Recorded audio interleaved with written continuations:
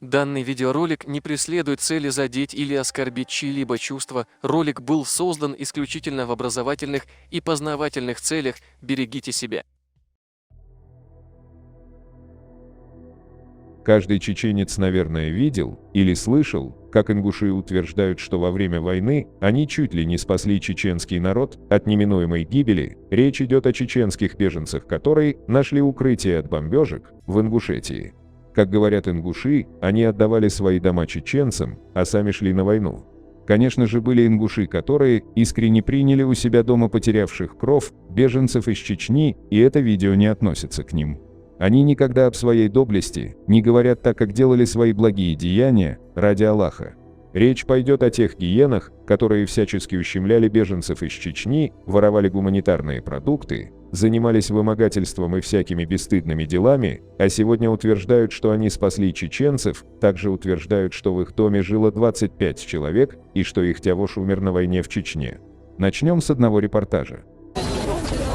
Это контрольно-пропускной пункт Адлер-20, примерно 7 километров до Чечни. Вот сейчас как раз проехал грузовик и автобус с беженцами оттуда. Толпа за моей спиной – это люди, которые собираются ехать из Ингушетии в Чечню. Примерно здесь их проходит в день около 1500. КПП пропускает в Чечню и из Чечни. Обратно возвращаются те, кто хочет узнать, как там их родственники и дома. Едут и те, кто не хочет жить жизнью беженцев.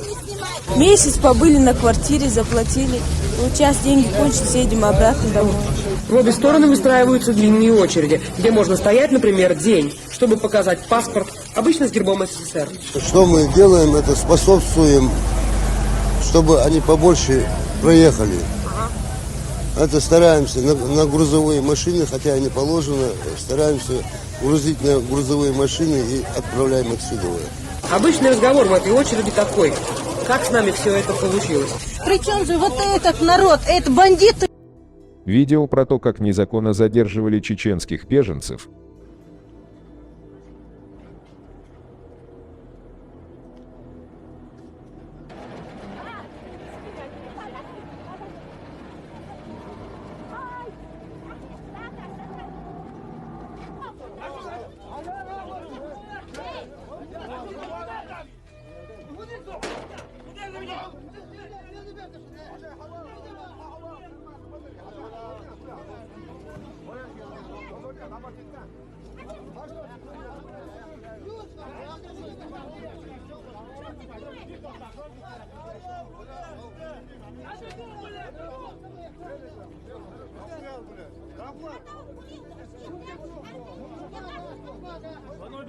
Такой метод практиковался у ингушской милиции. На рандомных задержанных фабриковалось уголовное дело. Чтобы вашего родственника не посадили, приходилось платить определенную сумму.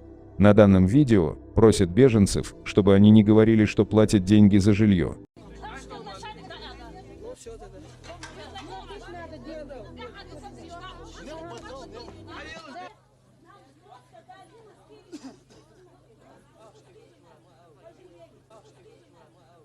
В Ингушетии в палаточных лагерях с чеченскими беженцами часто проводились так называемые зачистки. Об одной из таких зачисток пишет издание «Кавказский узел», статья, датируемая 24 июня 2004 года. 23 июня 2004 года после 15:00 сотрудники силовых структур Республики Ингушетия, свыше 100 человек, приехавшие на УАЗ-452 и легковых автомобилях, блокировали лагерь беженцев из Чеченской Республики, расположенный на территории молочно-товарной фермы МТФ в поселке Альтиево. В лагере проживает около 1200 человек. Все жители лагеря подверглись проверке, которая сопровождалась избиениями и издевательствами, в том числе и женщин, и несовершеннолетних. Силовики отводили всех мужчин на территорию прачечной, раздевали догола, обыскивали и избивали. Издевательства сопровождались угрозами. Если вы через 2 дня не уедете, вам будет хуже. Спецоперация закончилась в 20:10. Сотрудники силовых структур задержали и увезли с собой около 60 беженцев разных полов и возрастов. Задержанные были помещены в ИВС городского управления внутренних дел Республики Ингушетия на улице Московской. И такие зачистки проводились очень часто. Потом тех, кого похищали, записывали в без вести пропавших, а через некоторое время их измученные тела находили на полях и канавах.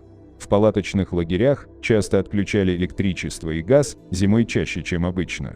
Про это пишет издание «Кавказ Таймс», статья, датируемая 24 мая 2003 года. «Нам было отказано даже в штатном электрике и газосварщике», говорит один из представителей администрации лагеря. В случае возникновения неисправностей в системе электро- и газоснабжения каждый обитатель лагеря должен решать эти проблемы самостоятельно. Отсюда и случаи возгорания в палатках. Также в той же статье пишется про численность чеченских беженцев в Ингушетии.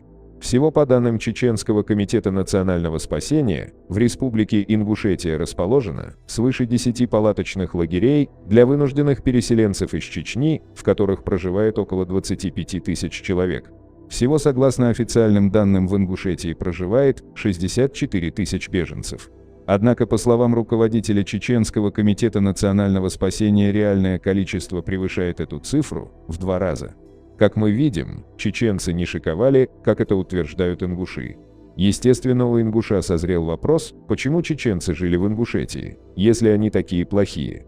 На это мы ответим: не дай вам Аллах того, что пережил чеченский народ, у нас не было выбора, либо бомбы, либо репрессии по всей России, в частности в Ингушетии. Не у всех были деньги, чтобы уехать в заграницу, чтобы спастись от репрессий и бомб.